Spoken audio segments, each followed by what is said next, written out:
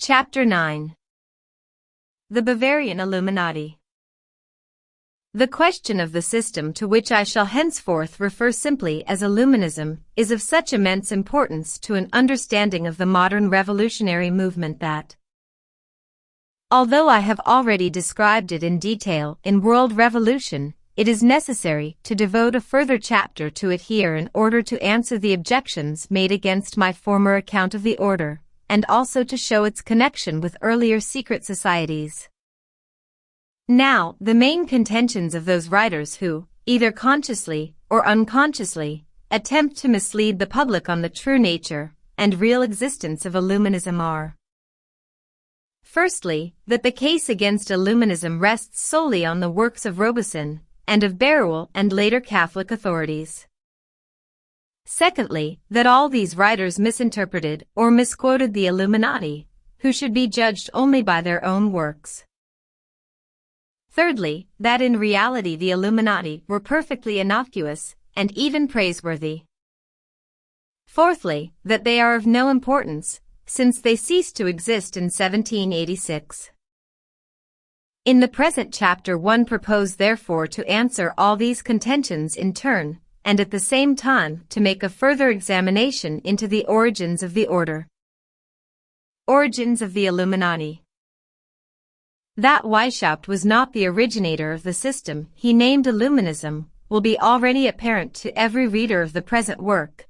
It has needed, in fact, all the foregoing chapters to trace the source of Weishaupt's doctrines throughout the history of the world. From these it will be evident that men aiming at the overthrow of the existing social order and of all accepted religion had existed from the earliest times, and that in the Cainites, the Carpocratians, the Manichaeans, the Badinists, the Fatimites, and the Karmathites many of Weishaupt's ideas had already been foreshadowed. To the Manichaeans, in fact, the word Illuminati may be traced glorienter Manichae se de Caelo Illuminatos. It is in the sect of Abdullah ibn Maimun that we must seek the model for Weishaupt's system of organization. Thus de Sacy has described in the following words the manner of enlisting proselytes by the Ismailis. They proceeded to the admission and initiation of new proselytes only by degrees and with great reserve, for, as the sect had at the same time a political object and ambitions, its interest was above all to have a great number of partisans in all places and in all classes of society. It was necessary therefore to suit themselves to the character, the temperament, and the prejudices of the greater number. What one revealed to some would have revolted others and alienated forever spirits less bold and consciences more easily alarmed. This passage exactly describes the methods laid down by Weishaupt for his insinuating brothers the necessity of proceeding with caution in the enlisting of adepts, of not revealing to the novice doctrines that might be likely to revolt him, of speaking sometimes in one way, sometimes in another, so that one's real purpose should remain impenetrable to members of the inferior grades. How did these Oriental methods penetrate to the Bavarian professor? According to certain writers, through the Jesuits. The fact that Weishaupt had been brought up by this order has provided the enemies of the Jesuits with the argument that they were the secret inspirers of the Illuminati. Mr. Gould, indeed, has attributed most of the errors of the latter to this source. Weishaupt, he writes, incurred the implacable enmity of the Jesuits, to whose intrigues he was incessantly exposed. In reality precisely the opposite was the case, for, as we shall see, it was Weishaupt who perpetually intrigued against the Jesuits.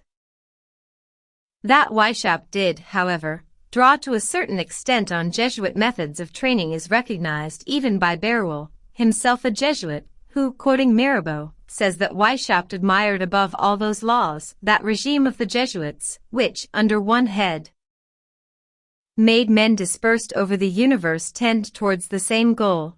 He felt that one could imitate their methods whilst holding views diametrically opposed. And again, on the evidence of Mirabeau, de Lachet, and von Nigg, Berulle says elsewhere, It is here that Weishaupt appears specially to have wished to assimilate the regime of the sect to that of the religious orders and, above all, that of the Jesuits, by the total abandonment of their own will and judgment, which he demands of his adepts.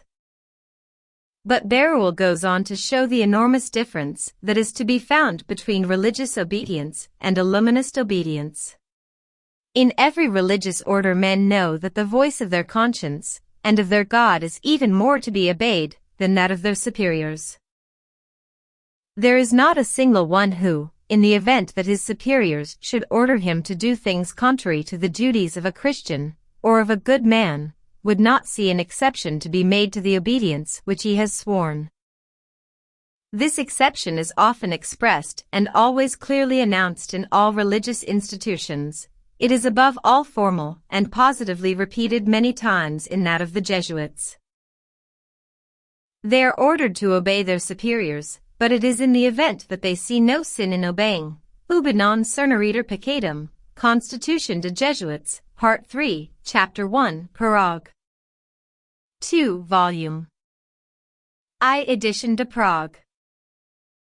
Indeed, implicit obedience and the total surrender of one's own will and judgment forms the foundation of all military discipline.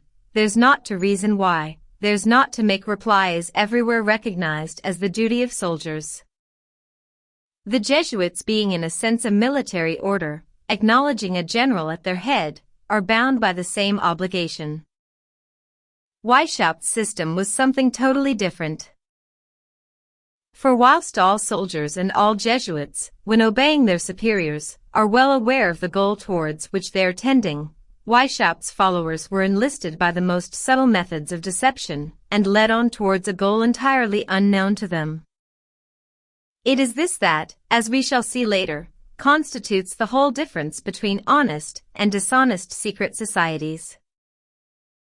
The fact is that the accusation of Jesuit intrigue behind secret societies has emanated principally from the secret societies themselves, and would appear to have been a device adopted by them to cover their own tracks.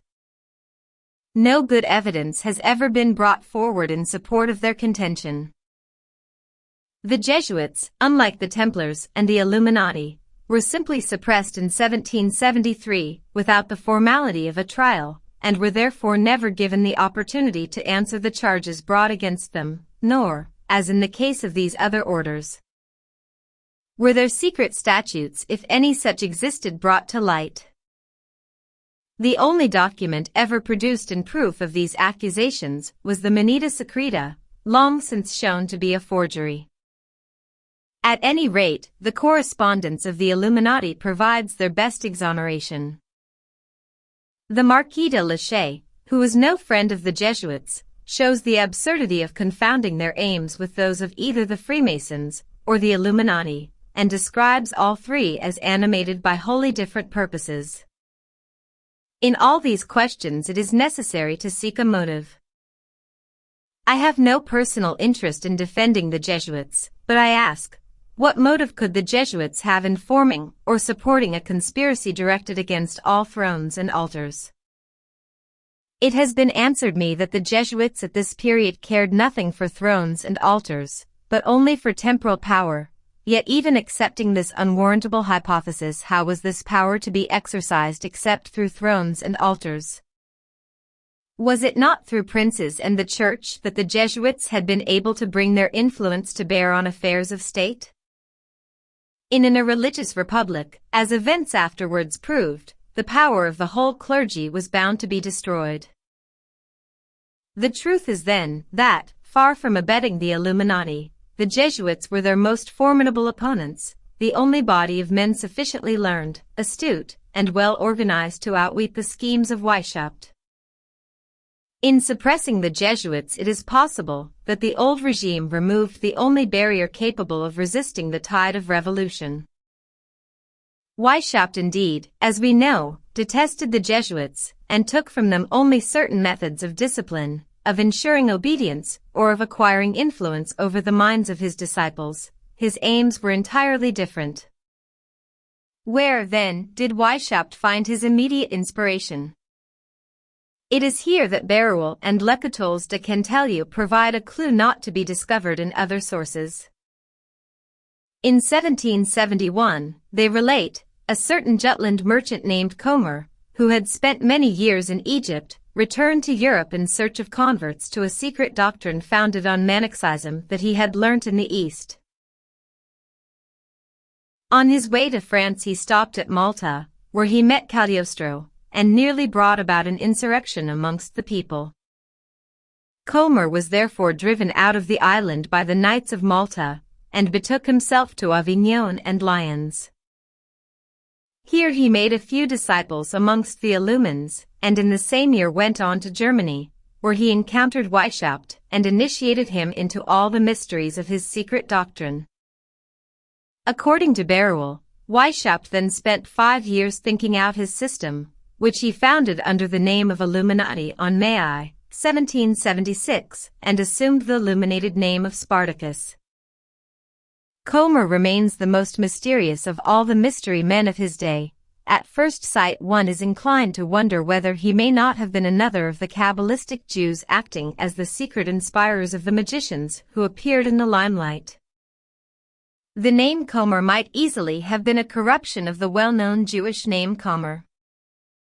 Les Catholiques de Canteleu, however, suggests that Comer was identical with Altotas, described by Figuier as this universal genius, almost divine, of whom Cagliostro has spoken to us with so much respect and admiration.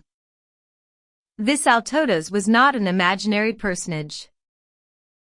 The Inquisition of Rome has collected many proofs of his existence without having been able to discover when it began or ended, for Altotas disappears, or rather vanishes like a meteor, which, according to the poetic fancy of romancers, would authorize us in declaring him immortal. It is curious to notice that modern occultists, whilst attributing so much importance to Saint Germain, and the legend of his immortality, make no mention of Altotas, who appears to have been a great deal more remarkable. But, again, we must remember, it is the unvarying rule of secret societies that the real authors never show themselves. If, then, Comer was the same person as Altotas, he would appear not to have been a Jew or a Kabbalist, but an initiate of some Near Eastern secret society, possibly an Ismaili. Les Catholiques de Canteleu describes Altotas as an Armenian, and says that his system was derived from those of Egypt, Syria, and Persia. This would accord with Berulle's statement that Comer came from Egypt, and that his ideas were founded on Manichaeism. It would be necessary to set these statements aside as only the theories of Berulle or Les Catholiques, were it not that the writings of the Illuminati betray the influence of some sect akin to Manichaeism. Thus Spartacus writes to Cato that he is thinking of warming up the old system of the Gebers and Parses, and it will be remembered that the Gebers were one of the sects in which Dozy relates that Abdullah ibn Maymon found his true supporters. Later Weishaupt goes on to explain that the allegory, in which the mysteries and higher grades must be clothed as fire worship, and the whole philosophy of Zoroaster, or of the old Parses who nowadays only remain in India, therefore in the further degrees the order is called fire worship. Feuerdienst, the fire order, or the Persian order, that is, something magnificent beyond all expectation. At the same time the Persian calendar was adopted by the Illuminati. It is evident that this pretense of Zoroastrianism was as pure humbug as Weishaupt's later pretense of Christianity. Of the true doctrines of Zoroaster he shows no conception, nor does he insist further on the point, but the above passage would certainly lend color to the theory that his system was partly founded on Manichaeism, that is to say, on perverted Zoroastrianism, imparted to him by a man from the East, and that the methods of the Batinis and Fatimites may have been communicated to him through the same channel. Hence the extraordinary resemblance between his plan of organization and that of Abdullah ibn Maymon, which consisted in political intriguing rather than in esoteric speculation. Thus in Weishaupt's system the phraseology of Judaism, the Kabbalistic legends of Freemasonry, the mystical imaginings of the Martinistes play at first no part at all. For all forms of theosophy, occultism, spiritualism, and magic, Weishaupt expresses nothing but contempt, and the Rose-Croix Masons are bracketed with the Jesuits by the Illuminati as enemies it is necessary to outwit at every turn. Consequently, no degree of Rose-Croix finds a place in Weishaupt's system, as in all the other Masonic orders of the day, which drew their influence from Eastern or Kabbalistic sources. It is true that mysteries play a great part in the phraseology of the order, greater and lesser mysteries, borrowed from ancient Egypt, whilst the higher initiates are decorated with such titles as Apopt and Hierophant, taken from the Eleusinian mysteries. Yet Weishaupt's own theories appear to bear no relation whatever to these ancient cults. On the contrary, the more we penetrate into his system, the more apparent it becomes that all the formulas he employs, which derive from any religious source, whether Persian, Egyptian, or Christian, merely serve to disguise a purely material purpose, a plan for destroying the existing order of society. Thus all that was really ancient in Illuminism was the destructive spirit that animated it, and also the method of organization it had imported from the East. Illuminism therefore marks an entirely new departure in the history of European secret societies. Weishaupt himself indicates this as one of the great secrets of the order. Above all, he writes to Cato, alias Swack, guard the origin and the novelty of O in the most careful way. The greatest mystery, he says again, must be that the thing is new, the fewer who know this the better. Not one of the Eichstätters knows this, but would live or die for it that the thing is as old as Methuselah. This pretense of having discovered some fund of ancient wisdom is the invariable ruse of secret society adepts. The one thing never admitted is the identity of the individuals from whom one is receiving direction. Weishaupt himself declares that he has got it all out of books by means of arduous and unremitting labor. What it costs me to read, study, think, write, cross out, and rewrite. He complains to Marius and Cato, registered thus, according to Weishaupt the whole system is the work of his own unaided genius, and the supreme direction remains in his hands alone. Again and again he insists on this point in his correspondence. If this were indeed the case, Weishaupt, in view of the efficiency achieved by the order, must have been a genius of the first water, and it is difficult to understand why so remarkable a man should not have distinguished himself on other lines, but have remained almost unknown to posterity. It would therefore appear possible that Weishaupt, although undoubtedly a man of immense organizing capacity, and endowed with extraordinary subtlety, was not in reality the sole author of Illuminism, but one of a group, which, recognizing his talents and the value of his untiring activity, placed the direction in his hands. Let us examine this hypothesis in the light of a document, which was unknown to me when I wrote my former account of the Illuminati. Beruel has pointed out that the great error of Robeson was to describe Illuminism as a rising out of Freemasonry, since Weishaupt did not become a Freemason until after he had founded his order.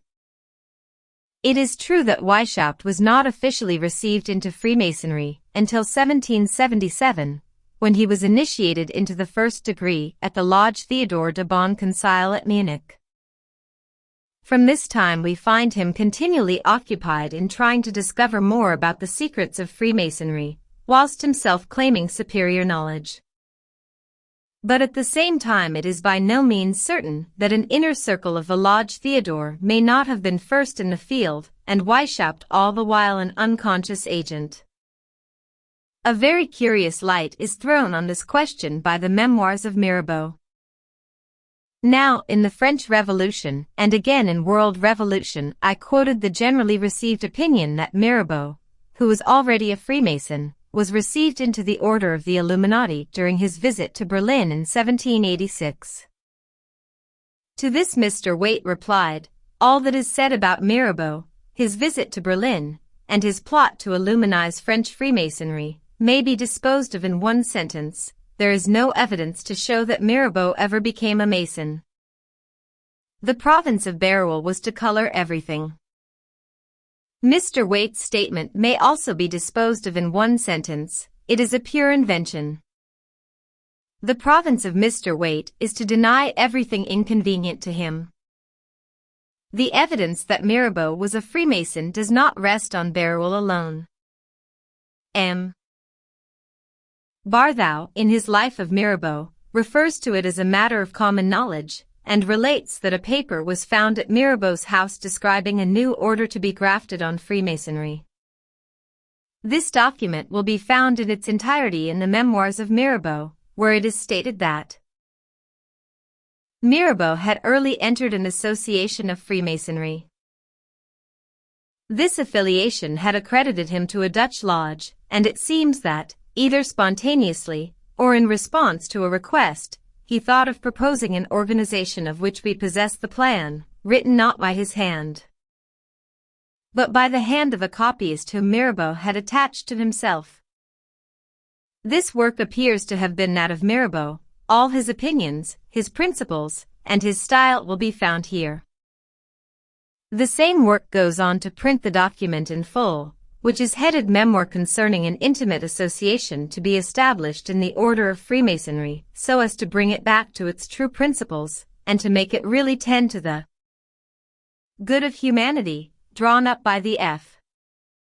Me at present named Arce Silas, in 1776. As this memoir is too long to reproduce in full here, M. Barthou's resume will serve to give an idea of its contents. He, Mirabeau, was a Freemason from his youth. There was found amongst his papers, written by the hand of a copyist, an international organization of Freemasonry, which no doubt he dictated in Amsterdam. This project contains on the solidarity of men, on the benefits of instruction, and on the correction of the system of governments and of legislations views very superior to those of the Essay on Despotism, 1772. The mind of Mirabeau had ripened. The duties he traces out for the brothers of the higher grade constitute even a whole plan of reforms which resemble very much in certain parts the work accomplished later by the Constituent Assembly, suppression of servitudes on the land, and the rights of main mort. Abolition of the corps-poundiers, of working guilds and of maftresses, freedom of companies, of customs and excise duties, the diminution of taxation, liberty of religious opinions and of the press, the disappearance of special jurisdiction. In order to organize, to develop and arrive at his end, Mirabeau invokes the example of the Jesuits. We have quite contrary views, he says, that of enlightening men, of making them free and happy, but we must and we can do this by the same means. And who should prevent us doing for good what the Jesuits have done for evil? Now in this memoir Mirabeau makes no mention of Weiss, Haupt, but in his Histoire de la Monarchie Prussienne he gives a eulogistic account of the Bavarian Illuminati, referring to Weishaupt by name, and showing the order to have arisen out of Freemasonry. It will be seen that this account corresponds point by point with the memoir he had himself made out in 1776, that is to say, in the very year that Illuminism was founded. The Lodge Theodore de Bon Conseil at Munich, where there were a few men with brains and hearts, was tired of being tossed about by the vain promises and quarrels of Masonry. The heads resolved to graft on to their branch another secret association, to which they gave the name of the Order of the Illumines. They modeled it on the Society of Jesus, whilst proposing to themselves views diametrically opposed. Mirabeau then goes on to say that the great object of the order was the amelioration of the present system of government and legislation, that one of its fundamental rules was to admit no prince whatever his virtues, that it proposed to abolish the slavery of the peasants, the servitude of men to the soil, the rights of main mort, and all the customs and privileges which abase humanity, the corvées under the condition of an equitable equivalent, all the corporations, all the matrices. All the burdens imposed on industry and commerce by customs, excise duties, and taxes, to procure a universal toleration for all religious opinions, to take away all the arms of superstition, to favor the liberty of the press, etc. From all this we see then that Mirabeau did not become an Illuminatus in 1786 as I had supposed before this document was not known to me, but had been in the order from the beginning apparently as one of its founders, first under the illuminated name of Arce Silas, and later under that of Leonidas. The memoir found at his house was thus no other than the program of the Illuminati evolved by him in collaboration with an inner ring of Freemasons belonging to the Lodge Theodore.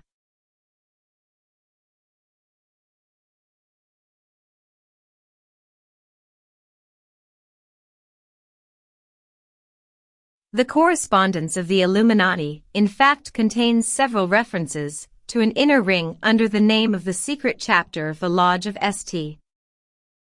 Theodore, which, after his initiation into Masonry, Weishaupt indicates the necessity of bringing entirely under the control of Illuminism. It is probable that Weishaupt was in touch with this secret chapter before his formal admission to the lodge. Whether, then, the ideas of Illuminism arose in this secret chapter of the Lodge Theodore independently of Weishaupt, or whether they were imparted by Weishaupt to the Lodge Theodore after the directions had been given him by Comer, it is impossible to know, but in either case there would be some justification for Robeson's assertion that Illuminism arose out of Freemasonry, or rather that it took birth amongst a group of Freemasons whose aims were not those of the order in general. What were these aims? A plan of social and political reform which, as M. Barthat points out, much resembled the work accomplished later by the Constituent Assembly in France. This admission is of great importance. In other words, the program carried out by the Constituent Assembly in 1789 had been largely formulated in a lodge of German Freemasons who formed the nucleus of the Illuminati in 1776. And yet we are told that Illuminism had no influence on the French Revolution. It will be objected that the reforms here indicated were wholly admirable. True, the abolition of the corvée, of main mort y, and of servitudes were measures that met with the approval of all right-minded men, including the King of France himself. But what of the abolition of the working guilds and all the corporations, that is to say, the trade unions of the period, which was carried out by the infamous Louis Chapelier in 1791, a decree that is now generally recognized as one of the strangest anomalies of the Revolution? Again, to whose interest was it to do away with the customs and excise duties of France? To establish the absolute and unfettered liberty of the press and religious opinions? The benefits these measures might be expected to confer on the French people were certainly problematical, but there could be no doubt of their utility to men who, like Frederick the Great, wished to ruin France and to break the Franco-Austrian alliance by the unrestricted circulation of libels against Marie Antoinette, who, like Mirabeau, hoped to bring about a revolution, or who, like Voltaire, wished to remove all obstacles to the spread of anti-Christian propaganda.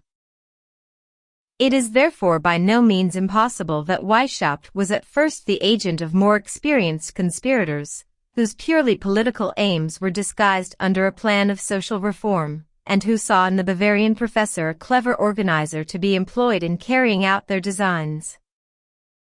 Whether this was so or not, the fact remains that from the time Weishaupt assumed control of the order the plan of social reform described by Mirabeau vanishes entirely, for not a word do we find in the writings of the Illuminati about any pretended scheme for ameliorating the lot of the people. And Illuminism becomes simply a scheme of anarchic philosophy. The French historian Henry Martin has thus admirably summed up the system elaborated by Spartacus. Weishaupt had made into an absolute theory the misanthropic jibes, boutades, of Rousseau at the invention of property and society.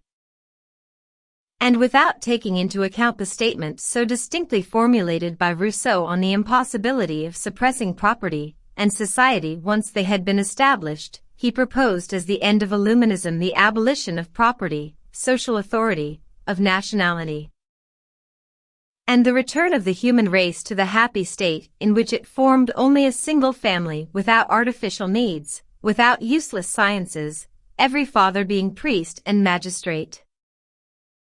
Priest of we know not what religion, for in spite of their frequent invocations of the God of nature, many indications lead us to conclude that Weishaupt had, like Diderot and de Halbach, no other God than nature herself. From his doctrine would naturally follow the German ultra-Hegelianism, and the system of anarchy recently developed in France, of which the physiognomy suggests a foreign origin. This summary of the aims of the Illuminati, which absolutely corroborates the view of Berulle and Robeson, is confirmed in detail by the socialist freethinker of the 19th century Louis Blanc, who in his remarkable chapter on the Revolutionnaires' Mystiques refers to Weishaupt as one of the profoundest conspirators who have ever existed. George Sand also, socialist and in time of the Freemasons, wrote of the European conspiracy of Illuminism and the immense influence exercised by the secret societies of mystic Germany. To say, then, that Berulle and Robeson were alone in proclaiming the danger of Illuminism is simply a deliberate perversion of the truth, and it is difficult to understand why English Freemasons should have allowed themselves to be misled on this question. Thus the Masonic Cyclopedia observes that the Illuminati were, as a rule, men of the strictest morality and humanity, and the ideas they sought to instill were those which have found universal acceptance in our own times. Preston, in his Illustrations of Masonry, also does his best to gloss over the faults of the order, and even the historian of Freemasonry devotes to its founder this astounding apology. After describing Weishaupt as the victim of Jesuit intrigue, Mr. Gould goes on to say, he conceived the idea of combating his foes with their own weapons, and forming a society of young men, enthusiastic in the cause of humanity, who should gradually be trained to work as one man to one end the destruction of evil, and the enhancement of good in this world. Unfortunately, he had unconsciously imbibed that most pernicious doctrine that the end justifies the means, and his whole plan reveals the effects of his youthful teaching. The man himself was without guile, ignorant of men, knowing them only by books, a learned professor, an enthusiast who took a wrong course in all innocence, and the faults of his head have been heavily visited upon his memory in spite of the rare qualities of his heart. One can only conclude that these extraordinary exonerations of an order bitterly hostile to the true aims of Masonry proceed from ignorance of the real nature of Illuminism. In order to judge of this, it is only necessary to consult the writings of the Illuminati themselves, which are contained in the following works. 1. Einige Originalschriften der Illuminatenordens, Munich, 1787. 2. Nachtrag von weiteren Originalschriften, etc. Munich, 1787. 3. Die Neuesten Arbeiten des Spartacus und Philo in den Illuminatenorden, Munich, 1794. All these consist in the correspondence and papers of the order, which were seized by the Bavarian government at the houses of two of the members, Zwack and Bassus, and published by order of the Elector. The authenticity of these documents has never been denied even by the Illuminati themselves. Weishaupt, in his published defense, endeavored only to explain away the most incriminating passages.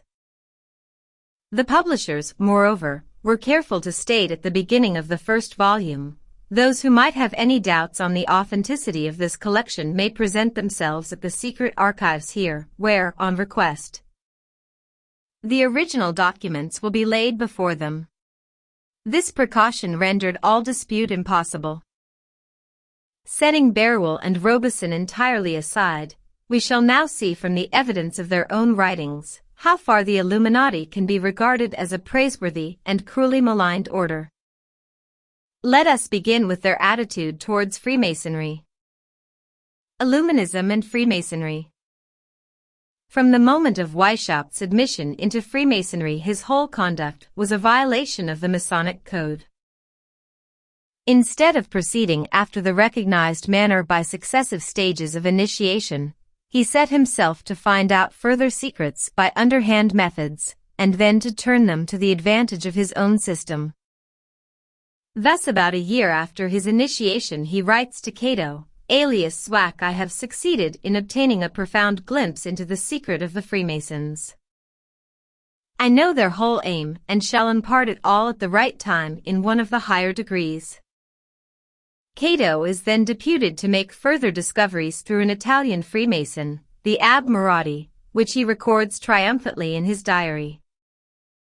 Interview with the Abbé 6 Marotti on the question of Masonry, when he explained to me the whole secret, which is founded on old religion and church history, and imparted to me all the higher degrees up to the Scottish. Informed Spartacus of this. Spartacus, however, unimpressed by this communication, replied drily, "Whether you know the aim of Masonry I doubt. I have myself included an insight into this structure in my plan, but reserved it for later degrees." Weishaupt then decides that all illuminated Areopagites shall take the first 3 degrees of Freemasonry, but further, that we shall have a Masonic lodge of our own. That we shall regard this as our nursery garden. That to some of these Masons we shall not at once reveal that we have something more than the Masons have. That at every opportunity we shall cover ourselves with this Masonry. All those who are not suited to the work shall remain in the Masonic lodge, and advance in that without knowing anything of the further system. We shall find this plan of an inner secret circle concealed within Freemasonry persisting up to our own day. Weishaupt, however, admits himself puzzled with regard to the past of Masonry, and urges Porcius to find out more on this question from the Abbé Marotti.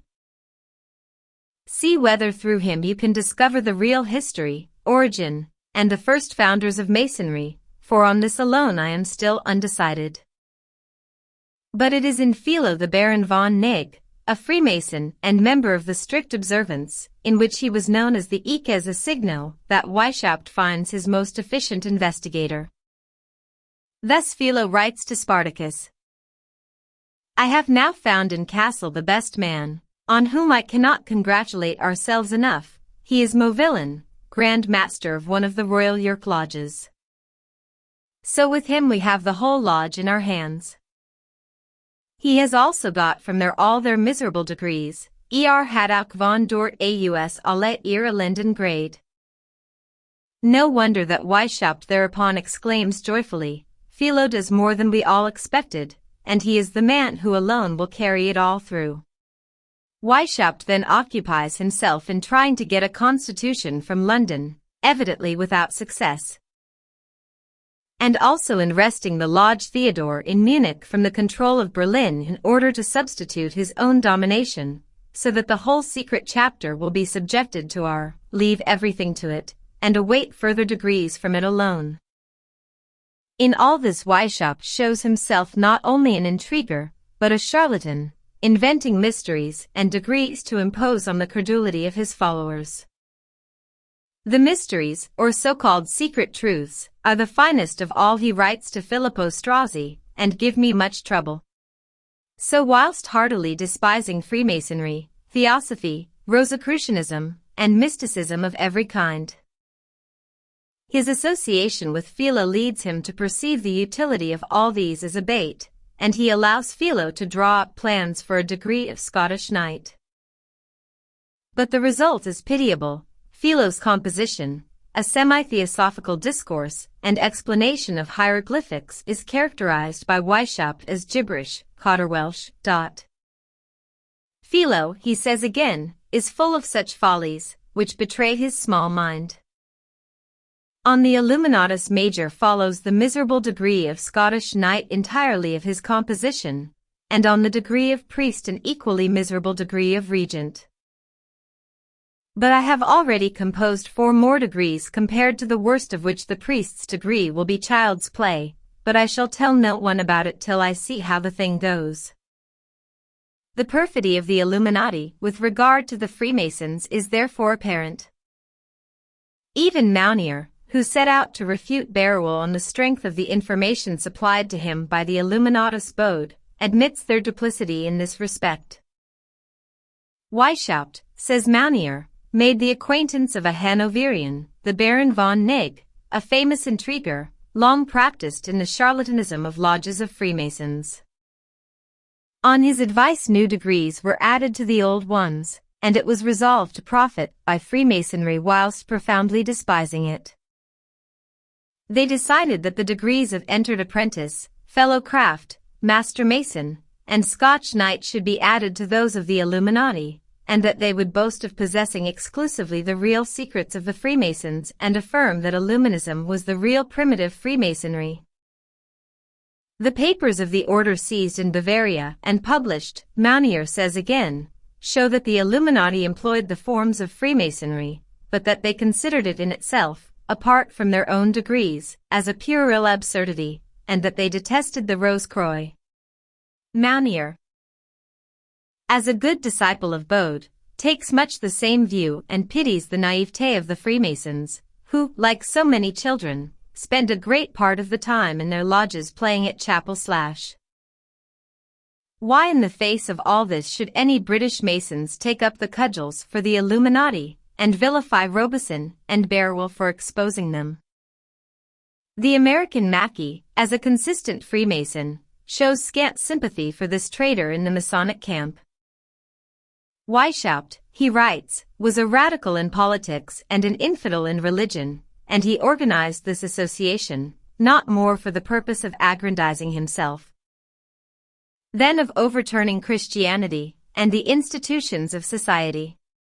And in a footnote he adds that Robeson's proofs of a conspiracy contain a very excellent exposition of the nature of this pseudo-Masonic institution.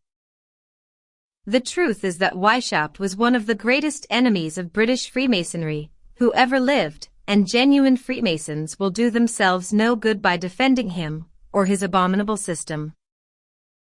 Let us now see how far, apart from their role in Masonry, the Illuminati can be regarded as noble idealists striving for the welfare of the human race.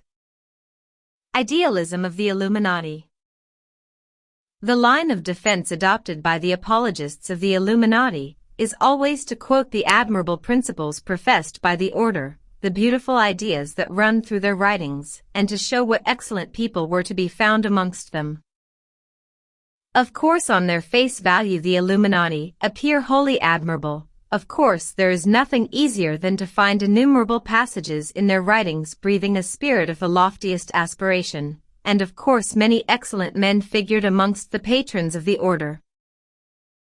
All this is the mere stock in trade of the secret society leader, as of the fraudulent company promoter, to whom the first essentials are a glowing prospectus, and a long list of highly respectable patrons who know nothing whatever about the inner workings of the concern. These methods, pursued as early as the 9th century by Abdullah ibn Maimon, enter largely into the policy of Frederick the Great, Voltaire, and his brothers in philosophy, or in Freemasonry. The resemblances between Weishaupt's correspondence, and that of Voltaire, and of Frederick the Great are certainly very striking. All at moments profess respect for Christianity whilst working to destroy it. Thus, just as Voltaire in one letter to D'Alembert expresses his horror at the publication of an anti-Christian pamphlet, Le Testament de Jean Meslier, and in another urges him to have it circulated in thousands all over France, so Weishaupt is careful in general to exhibit the face of a benign philosopher, and even of a Christian evangelist. It is only at moments that he drops the mask and reveals the grinning satyr behind it. Accordingly, in the published statutes of the Illuminati no hint of subversive intentions will be found.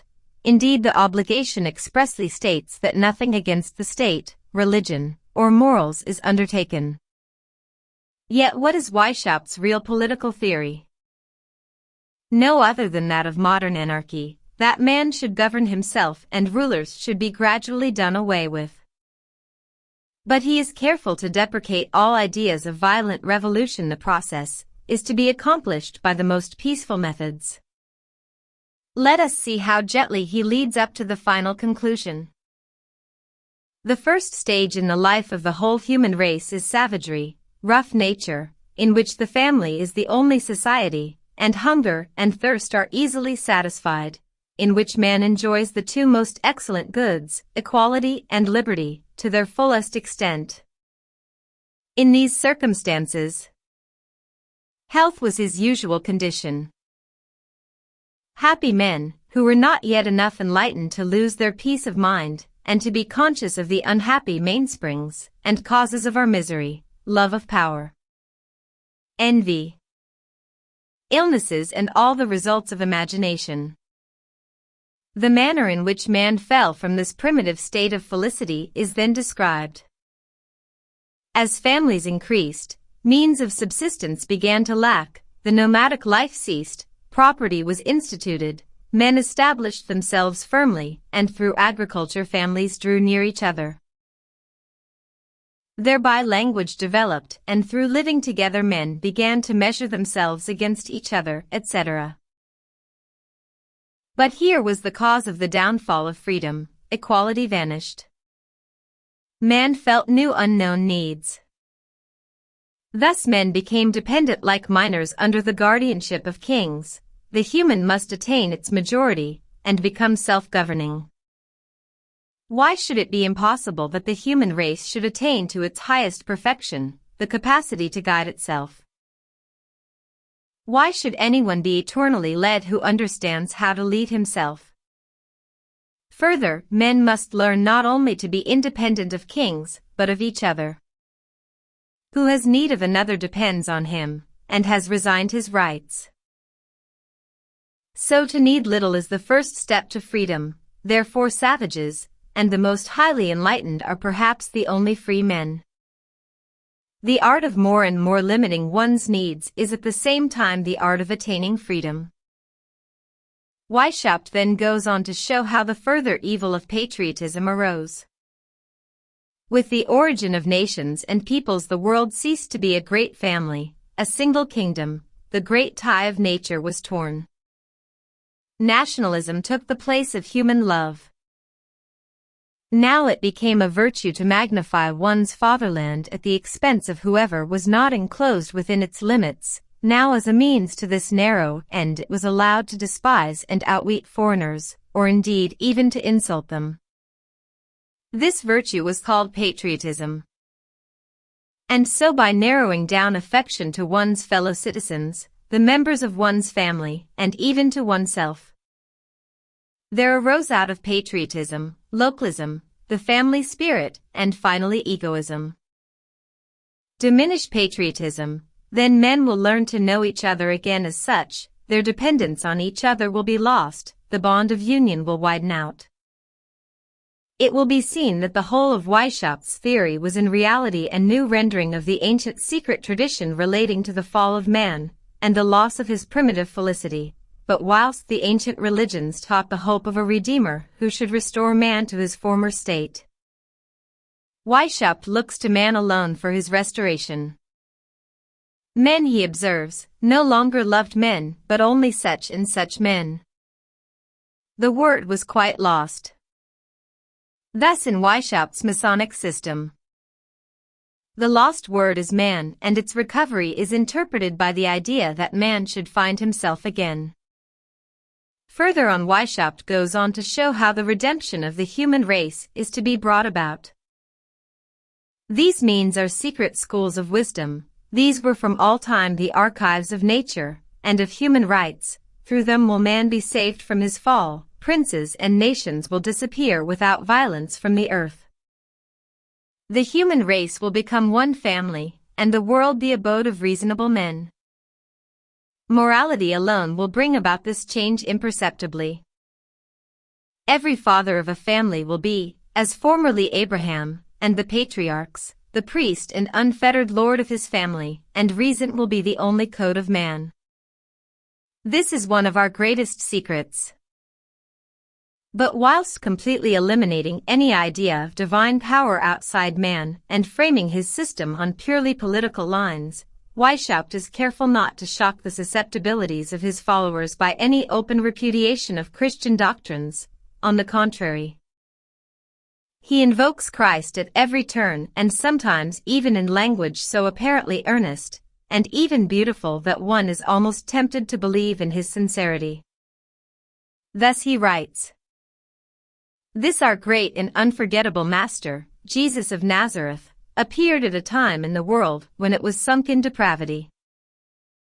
The first followers of his teaching are not wise men but simple, chosen from the lowest class of the people, so as to show that his teaching should be possible and comprehensible to all classes and conditions of men. He carries out this teaching by means of the most blameless life in conformity with it, and seals and confirms this with his blood and death. These laws which he shows as the way to salvation are only two, love of God and love of one's neighbor, more he asks of no one." So far no Lutheran pastor could have expressed himself better.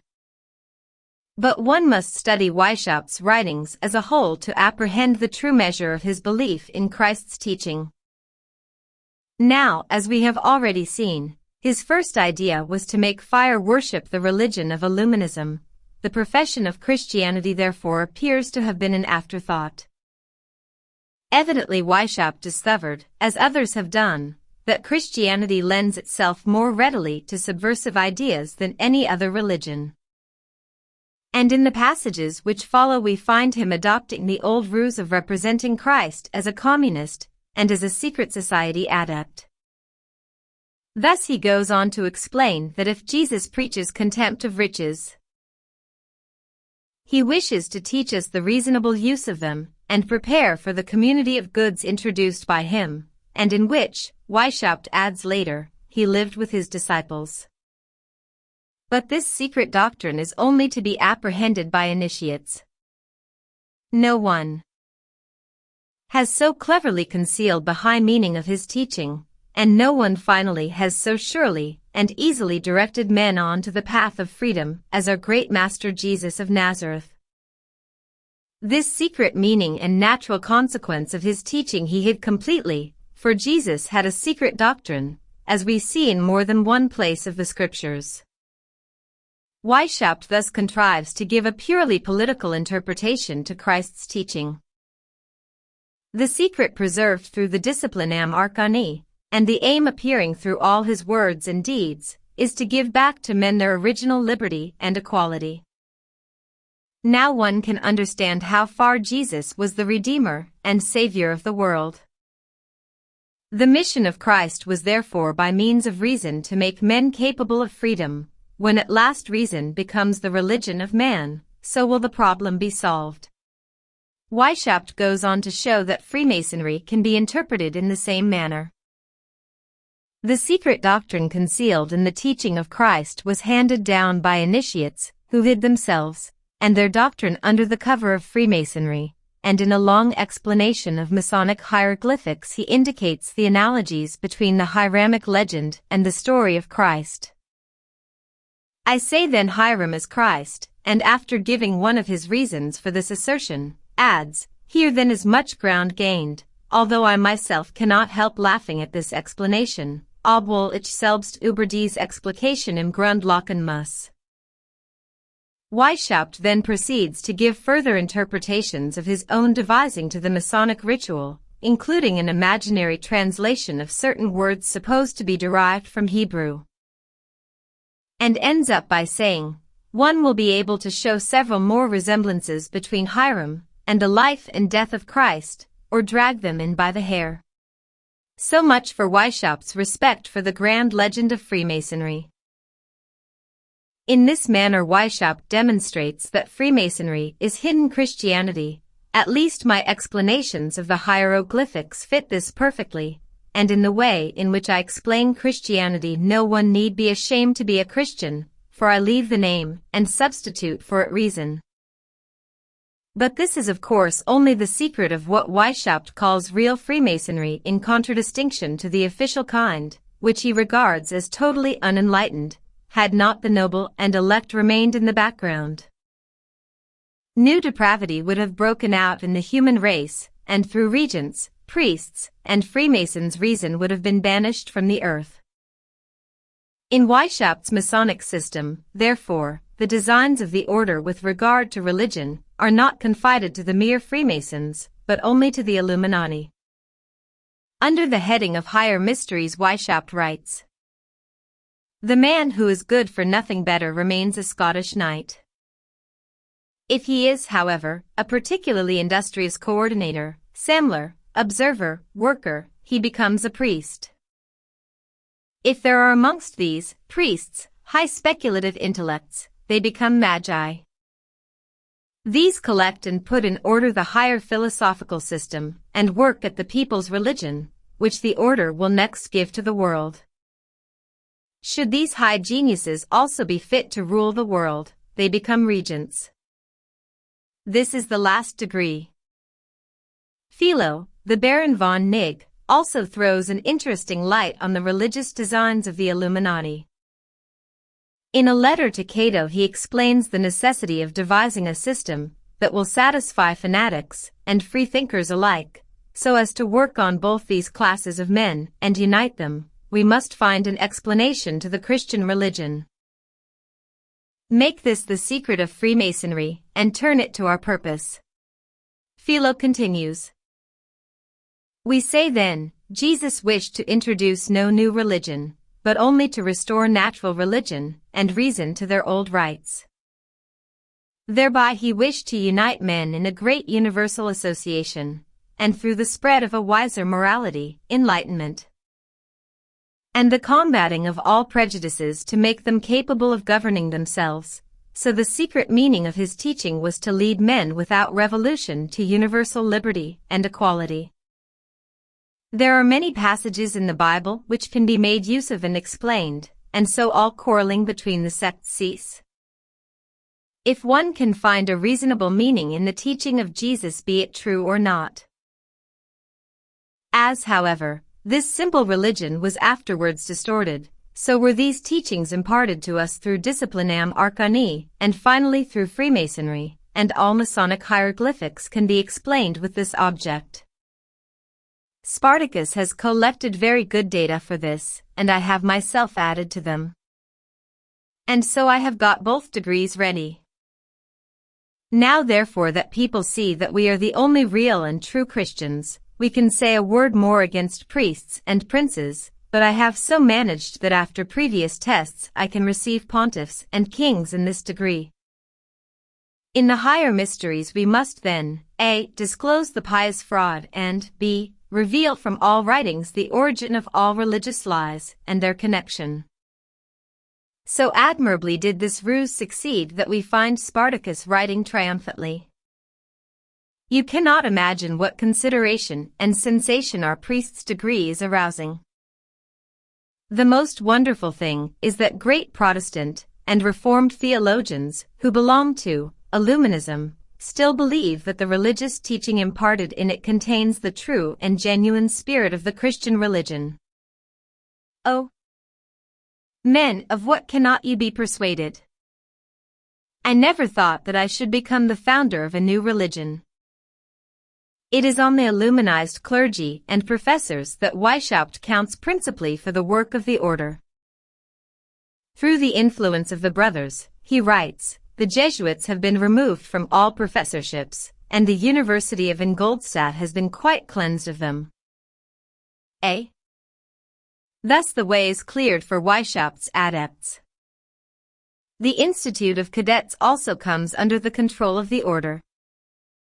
All the professors are members of the Illuminati, so will all the pupils become disciples of Illuminism. Further, we have provided our clerical members with good benefices, parishes, posts at court. Through our influence Arminius and Cortes have been made professors at Ephesus. The German schools are quite under the influence of, and now only members have charge of them. The charitable association is also directed by O. Soon we shall draw over to us the whole Bartholomew Institute for young clergymen. The preparations have already been made, and the prospects are very good. By this means we shall be able to provide the whole of Bavaria with proper priests.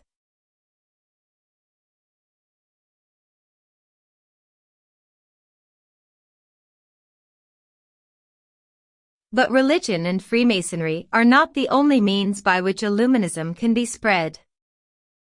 We must consider, says Weishaupt, how we can begin to work under another form. If only the aim is achieved, it does not matter under what cover it takes place, and a cover is always necessary. For in concealment lies a great part of our strength. For this reason we must always cover ourselves with the name of another society. The lodges that are under Freemasonry are in the meantime the most suitable cloak for our high purpose, because the world is already accustomed to expect nothing great from them which merits attention. As in the spiritual orders of the Roman Church, religion was, alas, only a pretense, so must our order also in a nobler way try to conceal itself behind a learned society, or something of the kind. A society concealed in this manner cannot be worked against. In case of a prosecution or of treason the superiors cannot be discovered. We shall be shrouded in impenetrable darkness from spies and emissaries of other societies. In order to give a good appearance to the order, Weishaupt particularly indicates the necessity for enlisting esteemed and respectable persons, but above all young men whom he regards as the most likely subjects. I cannot use men as there, he observes, but I must first form them. Youth naturally lends itself best to this process. Seek the society of young people, Weishaupt writes to Ajax, watch them, and if one of them pleases you, lay your hand on him. Seek out young and already skillful people. Our people must be engaging, enterprising, intriguing, and adroit. Above all the first. If possible they should also be good-looking beautiful people, cateris paribus. Such people have generally gentle manners, a tender heart, and are, when well practiced in other things, of the greatest use in undertakings, for their first glance attracts, but their spirit n'est pas la profondeur de physiognomie sombres. They are, however, also less disposed to riots and disturbances than the darker physiognomies. That is why one must know how to use one's people. Above all, the high, soulful eye pleases me and the free, open brow. With these novices the adept of Illuminism is to proceed slowly, talking backwards and forwards. One must speak, first in one way, then in another, so as not to commit oneself, and to make one's real way of thinking impenetrable to one's inferiors. Weishaupt also insists on the importance of exciting the candidate's curiosity, and then drawing back again, after the manner of the Fatimite deist. I have no fault to find with your methods of reception, Spartacus writes to Cato, except that they are too quick. You should proceed gradually in a roundabout way by means of suspense and expectations, so as first to arouse indefinite, vague curiosity. And then when the candidate declares himself, present the object, which he will then seize with both hands. By this means his vanity will also be flattered, because one will arouse the pleasure of knowing something which everyone does not know, and about which the greater part of the world is groping in darkness. For the same reason the candidate must be impressed with the importance of secret societies, and the part they have played in the destinies of the world.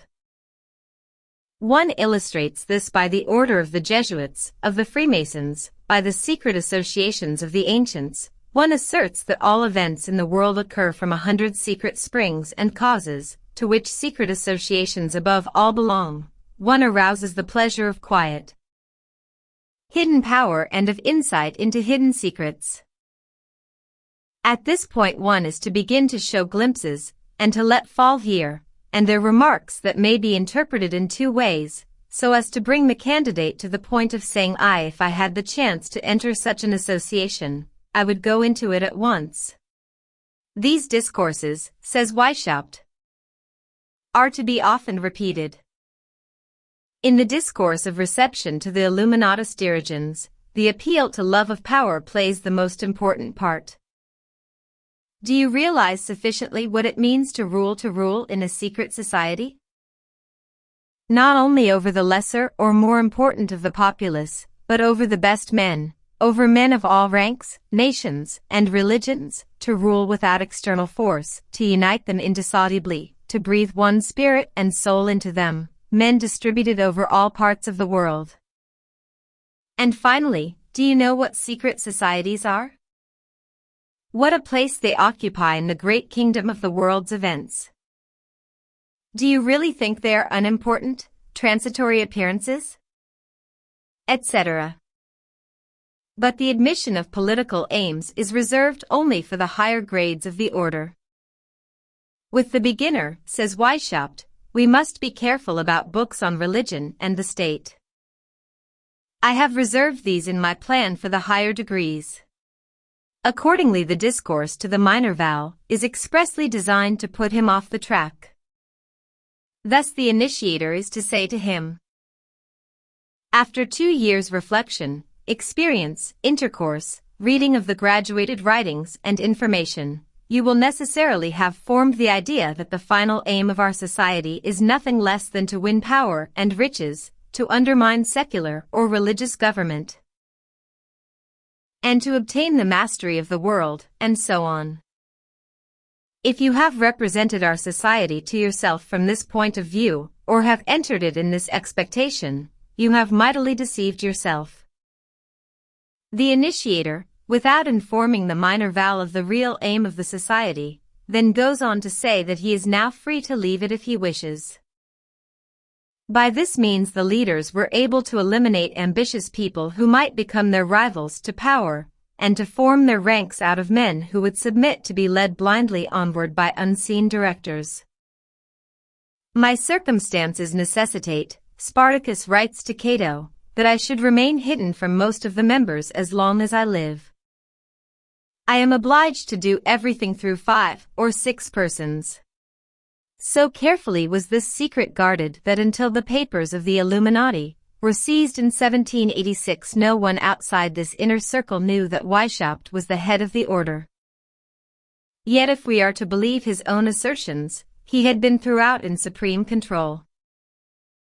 Again and again he impresses on his in times the necessity for unity of command in the order. One must show how easy it would be for one clever head to direct hundreds and thousands of men, and he illustrates this system by the table reproduced on the next page, to which he appends the following explanation. I have 2 immediately below me into whom I breathe my whole spirit, and each of these 2 has again 2 others, and so on.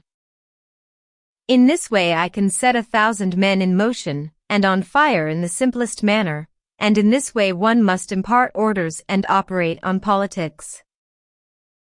Thus, as in the case of Abdullah ibn Maymun's society, the extraordinary result was brought about that a multitude of men of diverse beliefs were all working together for an object known only to a few of them.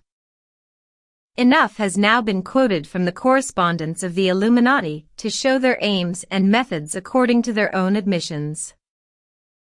We shall now see how far their apologists are justified in describing them as men of the strictest morality and humanity, and doubtless there were many excellent people in the outer ranks of the order, but this is not the contention of Mr. Gould, who expressly states that all the prominent members of this association were estimable men both in public and in private life. These further extracts from their correspondence may be left to speak for themselves. Character of the Illuminati. In June 1782 Weishaupt writes to Cato as follows. Oh, in politics and morality you are far behind, my gentlemen. Judge further if such a man as Marcus Aurelius finds out how wretched it, Illuminism, appears in Athens, Munich, what a collection of immoral men, of whoremongers, liars, debtors, boasters, and vain fools they have amongst them. If he saw all that, what do you suppose the man would think? Would he not be ashamed to find himself in such an association, in which the leaders arouse the greatest expectations and carry out the best plan in such a miserable manner? And all this out of caprice, expediency, etc. Judge whether I am not right. From Thebes, phrasing, I hear fatal news. They have received into the lodge the scandal of the whole town, the dissolute debtor Propertius, who is trumpeted abroad by the whole personnel of Athens, Munich, Thebes and Erzerum, Eichstätt, d. Also appears to be a bad man. Socrates, who would be a capital man, Ion capital man, is continually drunk, Augustus in the worst repute, and Alcibiades sits the whole day with the innkeeper's wife sighing and pining. Tiberius tried in Corinth to rape the sister of Democedes, and the husband came in. In heaven's name, what are these for Areopagites? We upper ones, write, read and work ourselves to death, offer to our health, fame and fortune, whilst these gentlemen indulge their weaknesses, go a-whoring, cause scandals, and yet are Areopagites, and want to know about everything. Concerning Arminius there are great complaints. He is an unbearable, obstinate, arrogant, vain fool. Let Celsus, Marius, Scipio, and Ajax do what they will, no one does us so much harm as Celsus, no one is less to be reasoned with than Celsus, and perhaps few could have been so much use to us as Celsus. Marius is obstinate and can see no great plan, Scipio is negligent, and of Ajax I will not speak at all.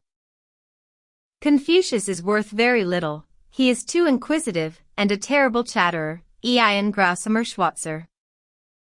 Agrippa must be quite struck off our list, for the rumor goes round that he has stolen a gold and silver watch together, with a ring from our best fellow worker Sulla.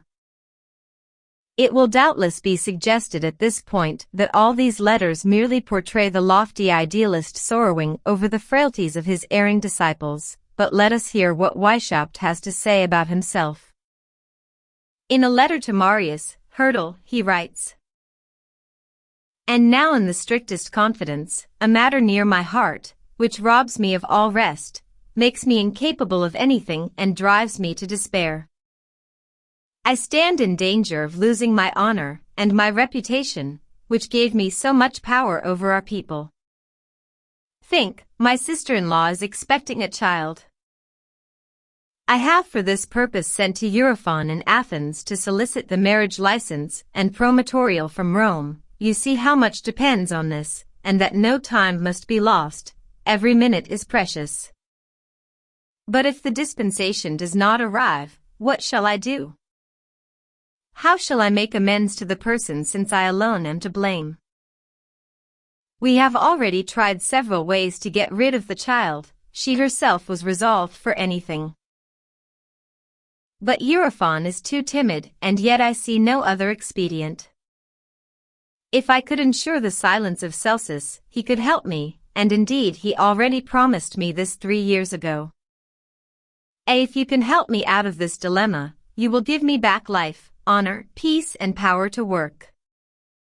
I do not know what devil led me astray, I who always in these circumstances took extreme precautions. A little later Weishaupt writes again. All fatalities happened to me at the same time. Now there is my mother dead. Corpse, wedding, christening all in a short time, one on the top of the other. What a wonderful mix-up, mishmash. So much for what Mr. Gould calls the rare qualities of Weishaupt's heart. Let us now listen to the testimony of Weishaupt's principal coadjutor, Philo, the Baron von Nigg, to whom the historian of Freemasonry refers as a lovable enthusiast. In all subversive associations, whether open or secret, directed by men who aim at power, a moment is certain to arrive when the ambitions of the leaders come into conflict. This is the history of every revolutionary organization, during the last 150 years. It was when the inevitable climax had been reached between Weishaupt and Nig that Philo wrote to the most loving Cato in the following terms. It is not Mahomet and A. who are so much to blame for my break with Spartacus, as the Jesuitical conduct of this man which has so often turned us against each other in order to rule despotically over men, who, if they have not perhaps such a rich imagination as himself, also do not possess so much cuteness and cunning, etc. In a further letter Philo goes on to enumerate the services he has rendered to Weishaupt in the past.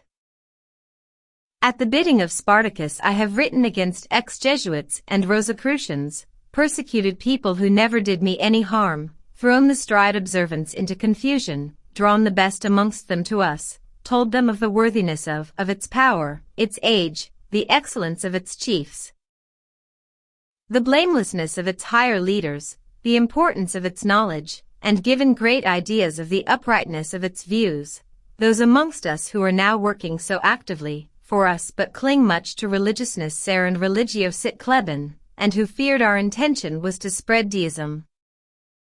I have sought to persuade that the higher superiors had nothing less than this intention. Gradually, however, I shall work it as I please, knock you and knock work it stock was ich will. If I now were to give a hint to the Jesuits and Rosicrucians as to who is persecuting them, if I were to make known, to a few people, the Jesuitical character of the man who leads perhaps all of us by the nose, uses us for his ambitious schemes, sacrifices us as often as his obstinacy requires. If I were to make known to them what they have to fear from such a man, from such a machine behind which perhaps Jesuits may be concealed, or might conceal themselves, if I were to assure those who seek for secrets that they have nothing to expect, if I were to confide to those who hold religion dear the principles of the general, if I were to draw the attention of the lodges to an association behind which the Illuminati are concealed, if I were again to associate myself with princes and Freemasons. But I shrink from the thought, vengeance will not carry me so far. We have now seen enough of the aims and methods of the Illuminati, and the true characters of their leaders from their own admissions.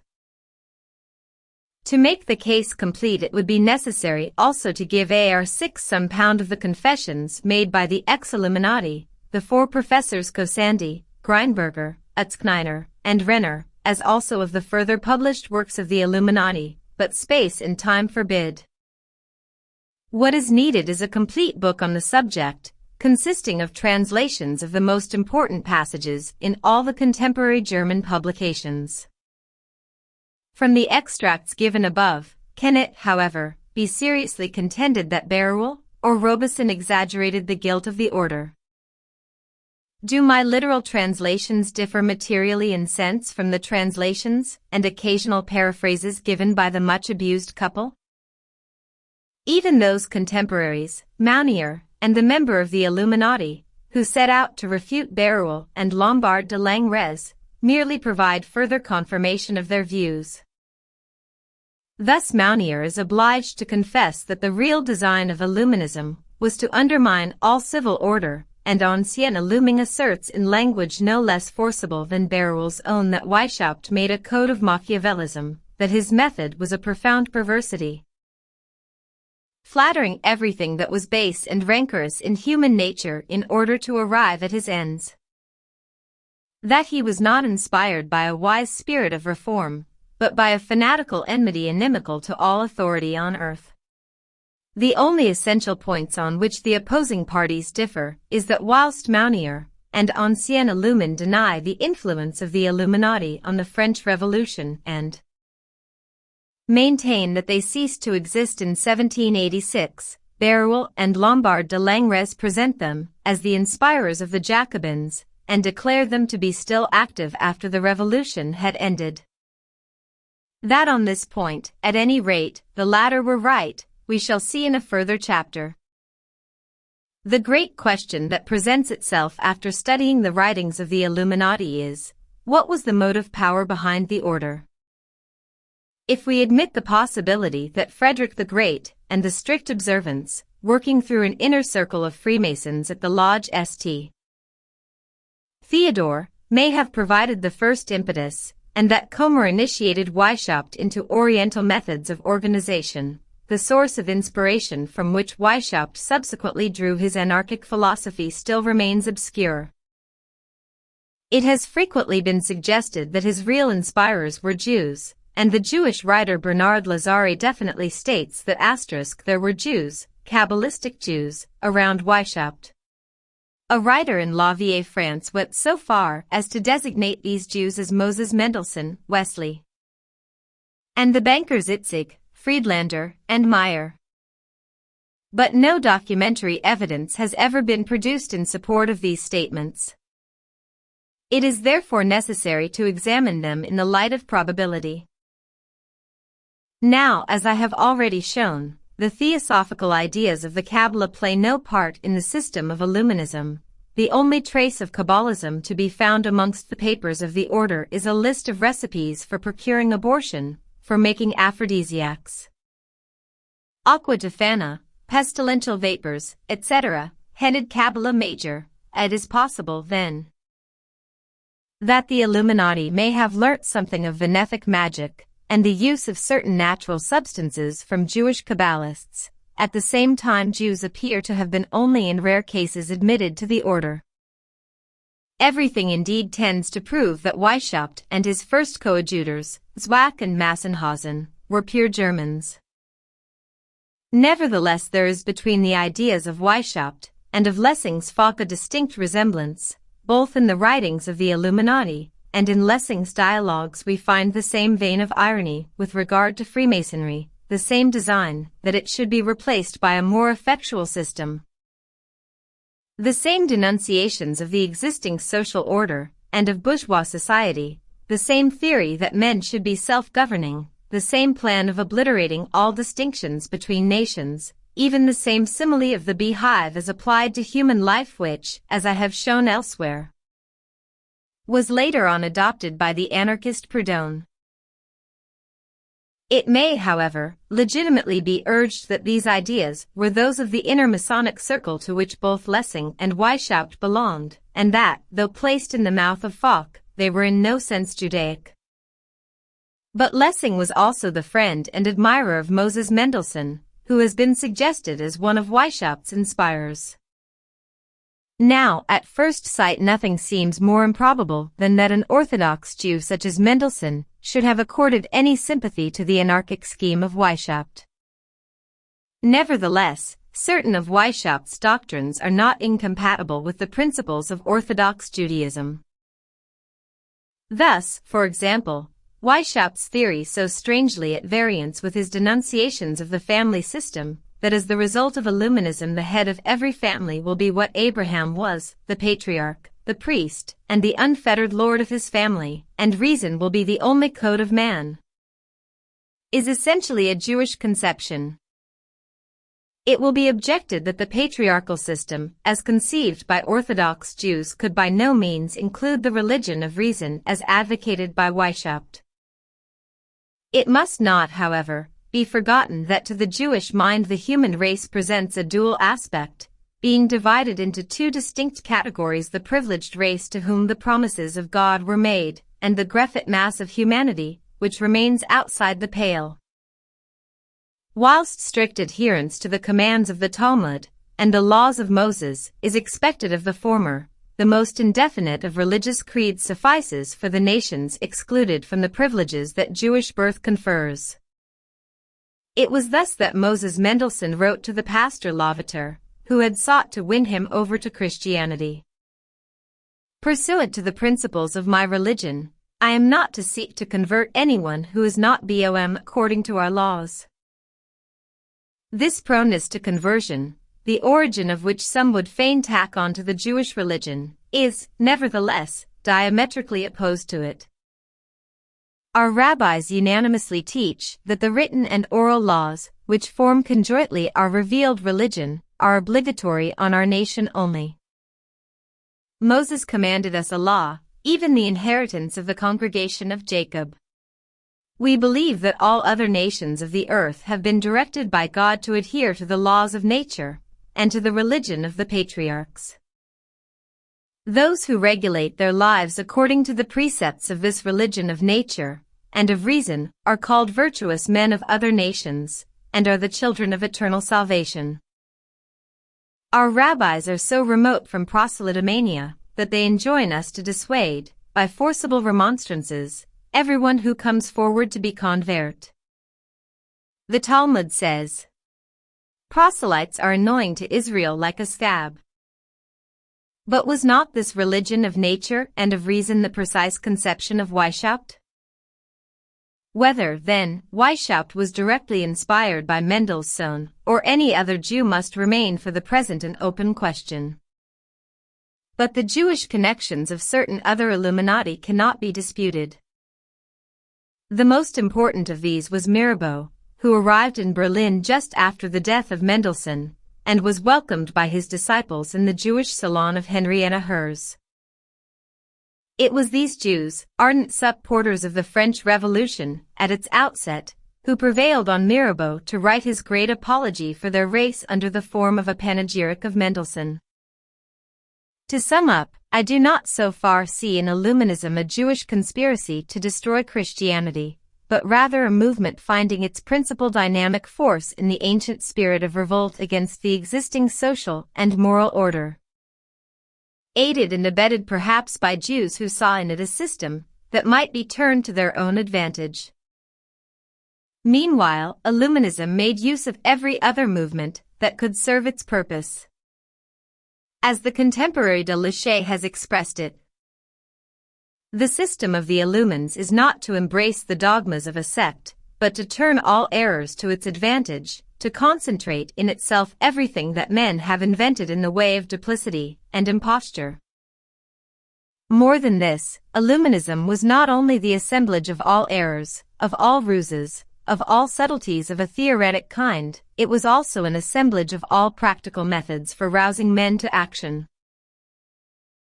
For in the words of von Hammer on the assassins, that cannot be too often repeated. Opinions are powerless so long as they only confuse the brain without arming the hand. Skepticism and freethinking, as long as they occupied only the minds of the indolent and philosophical, have caused the ruin of no throne. It is nothing to the ambitious man what people believe, but it is everything to know how he may turn them for the execution of his projects. This was what Weishaupt so admirably understood. He knew how to take from every association, past and present, the portions he required, and to weld them all into a working system of terrible efficiency, the disintegrating doctrines of the Gnostics and Manichaeans. Of the modern philosophers and encyclopedists, the methods of the Ismailis and the assassins, the discipline of the Jesuits and Templars, the organization and secrecy of the Freemasons, the philosophy of Machiavelli, the mystery of the Rosicrucians, he knew, moreover, how to enlist the right elements in all existing associations, as well as isolated individuals, and turn them to his purpose. So in the army of the Illuminati we find men of every shade of thought, from the poet Goethe to the meanest intriguer, lofty idealists, social reformers, visionaries, and at the same time the ambitious, the rancorous, and the disgust-led, men swayed by lust or embittered by grievances. All these differing in their aims, yet by Weishaupt's admirable system of watertight compartments precluded from a no-ledge of these differences, and all marching, unconsciously or not, towards the same goal. Although this was not the invention of Weishaupt, but had been foreshadowed many centuries earlier in the East, it was Weishaupt, so far as we know, who reduced it to a working system for the West, a system which has been adhered to by succeeding groups of world revolutionaries up to the present day. It is for this reason that I have quoted at length the writings of the Illuminati, all the ruses, all the hypocrisy, all the subtle methods of camouflage which characterized the order will be found again in the insidious propaganda both of the modern secret societies and the open revolutionary organizations whose object is to subvert all order, all morality, and all religion. I maintain, therefore, with greater conviction than ever the importance of Illuminism in the history of world revolution.